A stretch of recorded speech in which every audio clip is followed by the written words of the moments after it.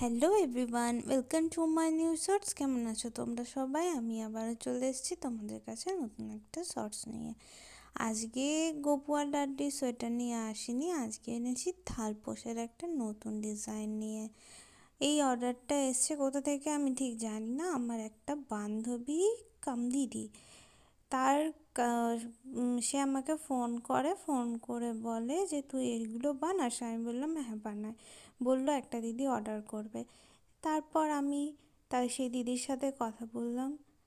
দিদির সাথে কথা বলার পর সেই দিদি আমাকে সমস্ত ডিটেলস বলে দিল যে বেশি ফাঁক ফাঁক করবে না আর একটু নতুন ডিজাইনের করবে, যেন আমারটা খুব ইউনিক দেখতে লাগে। তা আমি যেমন পারি সেমনিভাবেই আমি আমার বেস্ট দিয়ে করার চেষ্টা করেছি। এবার তোমরা দেখে বলো যে কেমন হয়েছে। এখনও একটা থালপোষের অর্ডার আছে। থালপোষও সবাই নেয়, আসলে এগুলো তো অনেক পারপাসে কাজে লাগে, মানে পুজোর অনেক পারপাসে ইউজ হয়, শুধু থালপোষ হিসাবে নয়।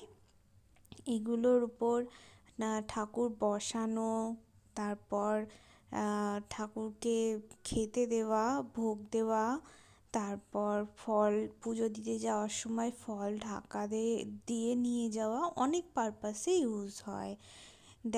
দেখে বলো কেমন হয়েছে। যদি পছন্দ হয় তাহলে তোমরাও অর্ডার করতে পারো। আমি অল ইন্ডিয়া কুরিয়ার করি, আর হোলসেলও করি, রিটেলও করি।